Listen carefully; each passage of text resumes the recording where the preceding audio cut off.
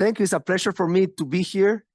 Also to see people that I met, many years ago, and you blink, and now, 20 years almost has gone by, and I thought I would start, but maybe telling you a little bit where I am right now. So I'm, now here in Europe. I moved here about 5 years ago now, and I lead the Center for Collective Learning, which is an interdisciplinary laboratory that has offices at both the Toulouse School of Economics in France and at Corvinus University of Budapest in Hungary. But what I want to tell you about today is not about things that happen in France or things that happen in Budapest, but by events that were inspired originally in the place that I am from, which is Chile, around the year 2019. So around the year 2019 in Chile, there was a revolution. On October of 2019, there was a mobilization that started at the beginning with a small increase on subway prices, but that very quickly got out of control. Basically, everybody thought that everything was okay on a Wednesday. By Saturday, people woke up with 70 subway stations that had been burned or vandalized. And eventually this became a huge chaos that became a battle in Santiago between the police and the mobilized population. And I was at that time living in the United States, but I had a company that had offices in Chile, and we started to wonder, what could we do to help? Like we saw that basically everything was getting out of control and wanted to help, improve the situation.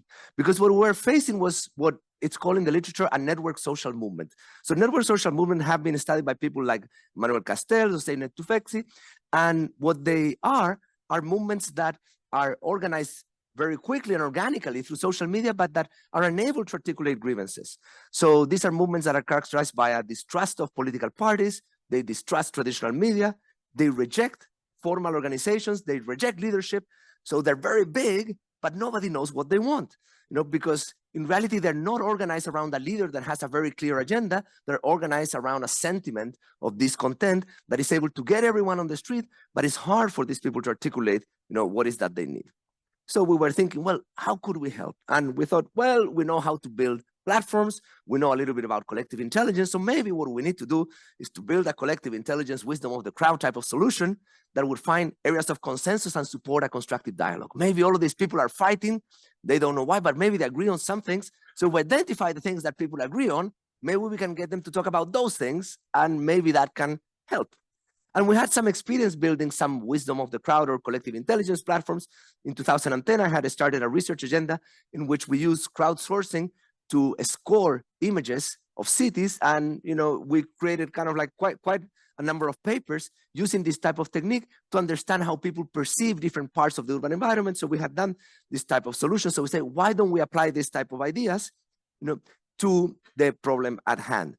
So I got on my WhatsApp, and I'm part of a Chilean think tank called Espacio Público, in which there's a lot of people that are former ministers and people that, participate in public policy. Like, guys, tomorrow we're releasing a platform that is going to try to crowdsource an understanding of what's going on, what people are dissatisfied with. So just shoot me ideas. And they start shooting ideas, and I start collecting ideas from many places. And then, on the next day, we start building the platform. We launch the platform at the beginning. There's too much traffic. It crashes. We have to rebuild it, during that same day, all over again, and after a very stressful day, we end up releasing the platform, which really goes viral and gets a lot of people to start participating and discussing, about the different type of grievances that were affecting the population.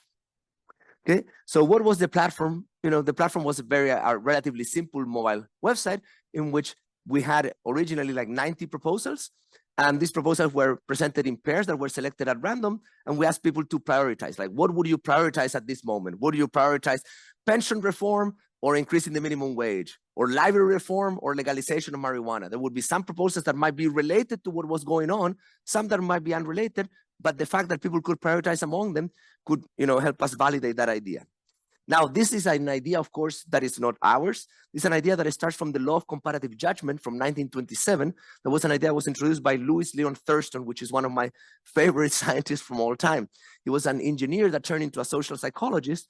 And one of the things that he did in the 1920s was, he produced a paper in which he had people underline, the crime that they consider worse on each pair as a way to transform these qualitative judgments into a quantitative scale.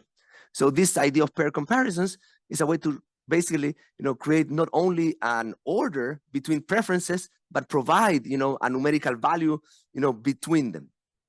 And it's a very scalable idea. In the case of Chilecracia, which was the name of that platform, we were able to run over 4,000, let's say, pairwise elections in parallel. So it's a big effort to parallelize, this type of decision making. And of course, we were able to get some results. And we find, for instance, that people wanted the minimum pension to be at least the size of the minimum wage. Everybody agreed on that. That was a proposal that had a lot of support. Increasing the minimum wage, reduction of the value-added tax to medicines, universal healthcare, were things that people thought that were very relevant.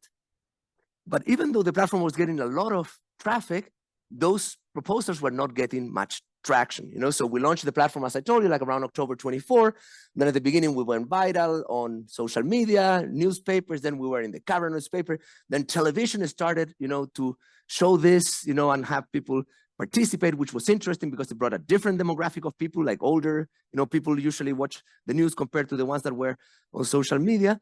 But eventually around like November 4, everybody kind of like jumped on us, and they started to complain that this was bad, that it was shit, that this was biased. And that was sort of like the end of the effort. Okay, so that's okay. We had a good run. We ran for about like 2-3 weeks. So I asked myself, well, what's going on? Like, why people did not like this? We were trying in our earnest with a very small team of people, trying to build a platform that would help us understand the grievances of the population.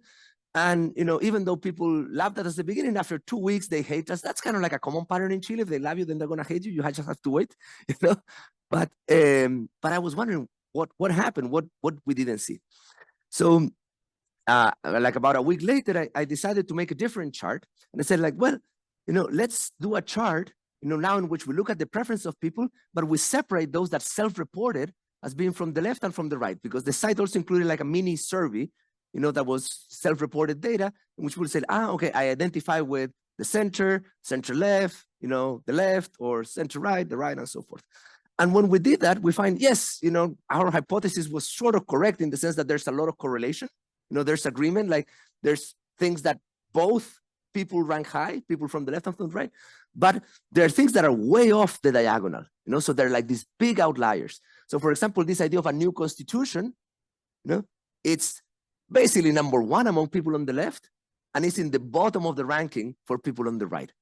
So there was a huge disagreement about some issues. So even though there was a lot of agreement about issues that were important, a lot of agreement about issues that were not important, there were a few issues, that, were driving this disagreement. So that was something that started a new line of thought. And then I moved to France, in 2020, and we said, okay, let's try to put this to the test, So if this is something that happened, we should be able to reproduce it and do it experimentally. And maybe there's a better way to do what we did in the heat of the moment in Chile in 2019. So we did 2 platforms on 2022, one targeted towards the French presidential election, and another one towards the Brazilian presidential election. What these platforms had was, a very interesting innovation, which is, in the case of Chile, we had just crowdsourced the proposals. In the case of France and Brazil, we extracted the proposals directly from the government programs of the candidates. So we would frame this as a collaborative government program builder. So we hire a lawyer to go through all of the government programs of the different candidates, extract the proposals, transform them into like sound bites, and then put them into the platform so people could participate. And as before, we of course obtain some sort of ranking of preferences for these proposals in the case of France and in the case of Brazil. But what we could do now is we could do different things, because these proposals now, they had also a political origin. They were not things that we had crowdsourced, but they were coming from the program of a candidate. So for example, we would ask ourselves, do, let's say left-wing voters tend to agree with proposals from, the left only, or also from the ones of the right? This is kind of like a confusion matrix that looks at the orientation of the candidate that is proposing the proposal and of the participant. And yeah, the matrix tends to be diagonal, but the off-diagonal elements are rather large. In the case of France, there is kind of like this interesting asymmetry, at least among the people that participated in the platform, in which the people from the right tend to sort of agree with like 57% of the proposals, from the left, but not vice versa. In the case of Brazil, the diagonal is stronger, but the off-diagonal elements are also rather large, So when the people don't know the origin of the proposal of the candidate, they tend to not be bad at it. We could also, oops.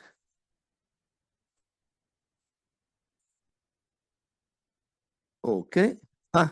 Sorry, I think I lost the control here. There.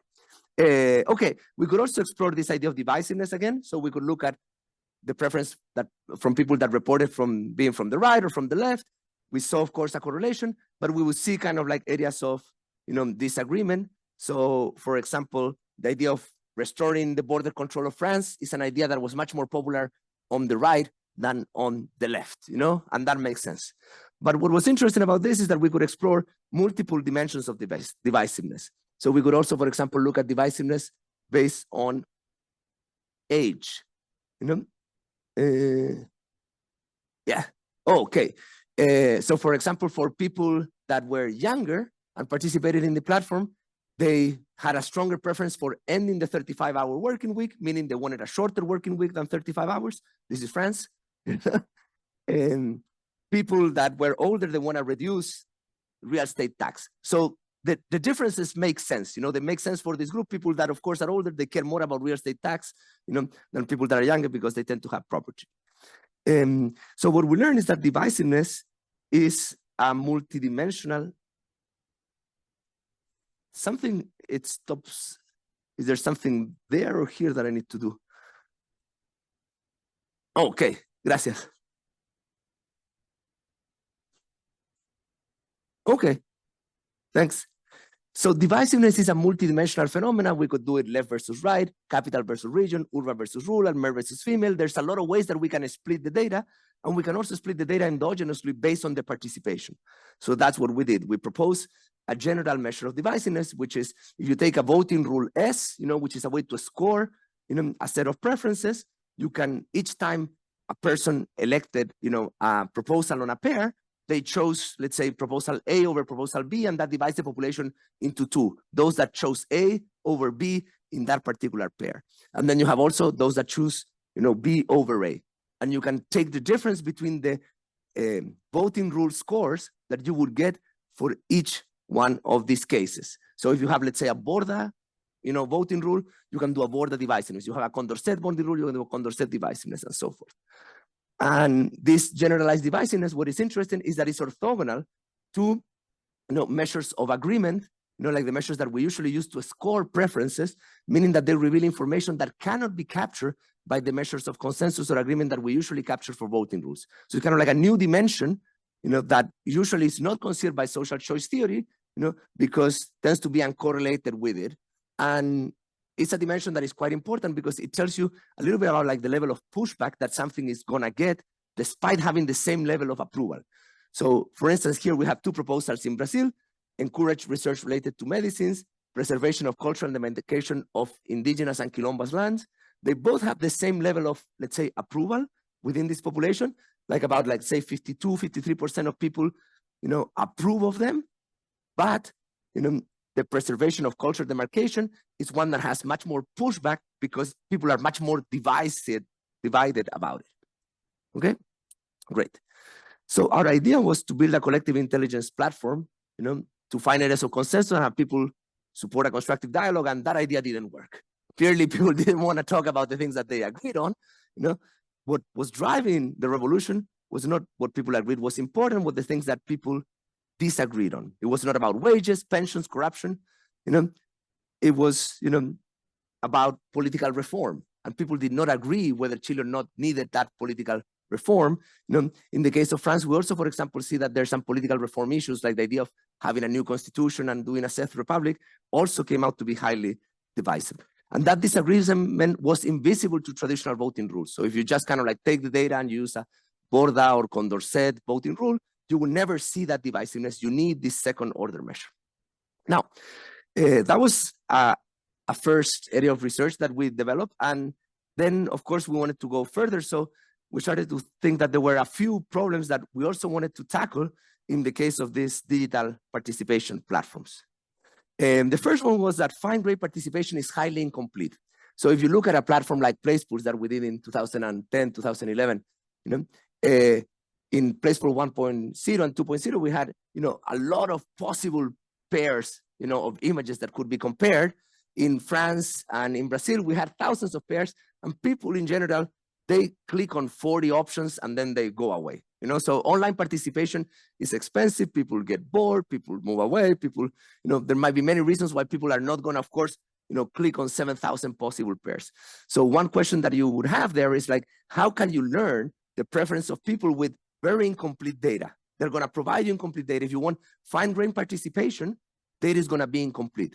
If you want coarse participation, and you have two options, let's say in a presidential election that has a runoff, there's two final candidates, you can assume that participation is going to be sort of complete. The person that goes to vote is going to give you a vote for one or the other, you know. But when you have 7,000 pairwise options, you know, that's not going to be the case.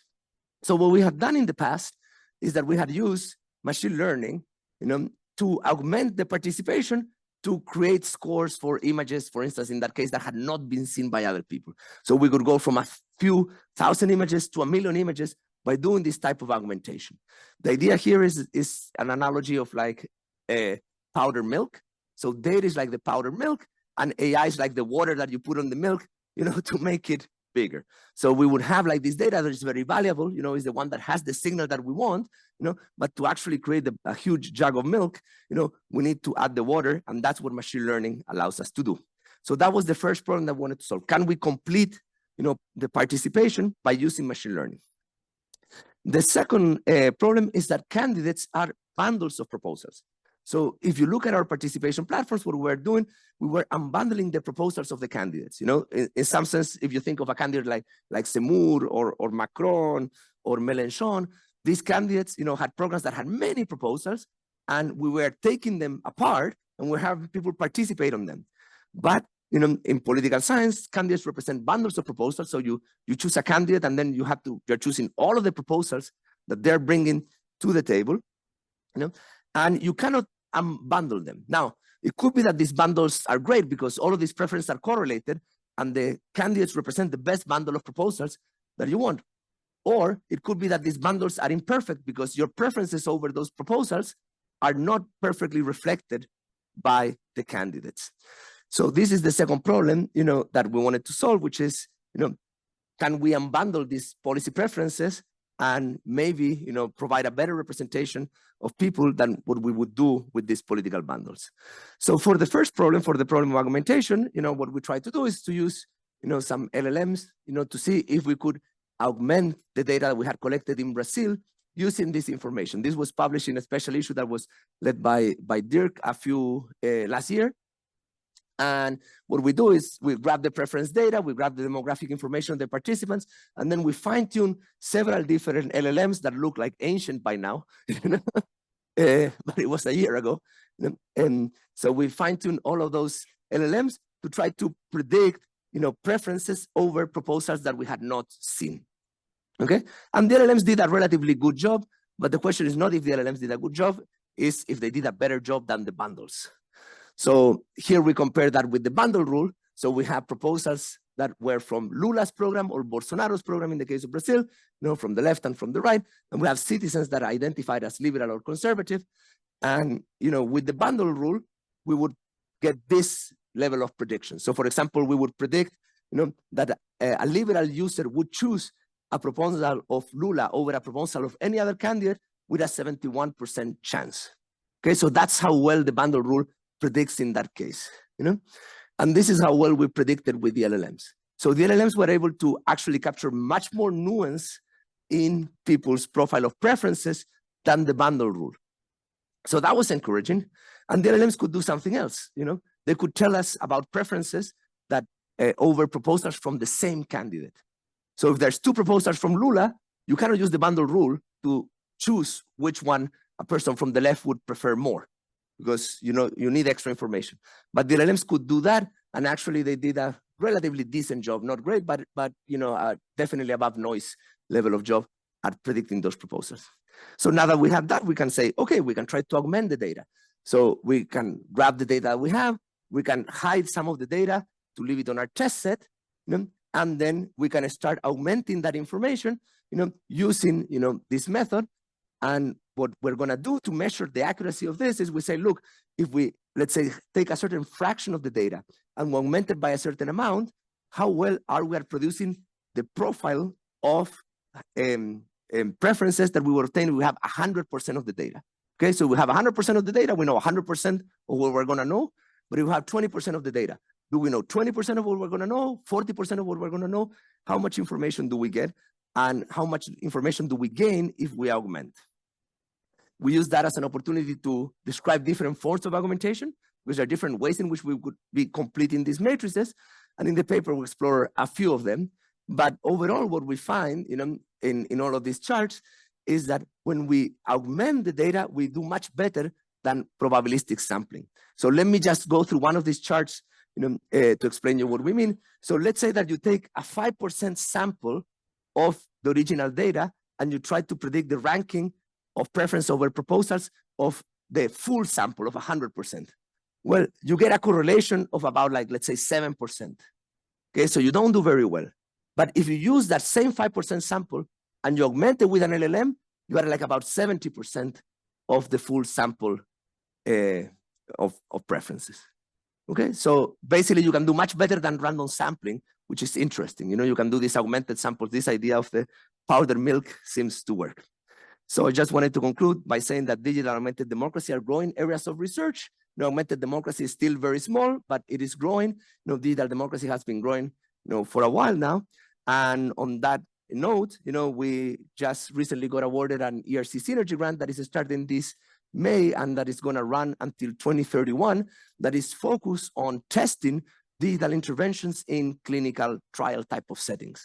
So the idea is, to have deliberative forum or other forms of organic participation and use digital interventions in a treatment control setup to try to understand how they impact that participation. So if you are interested in any of those things, or you have students that might be interested, please visit the Center for Collective Learning. We will be posting the positions there. Thank you.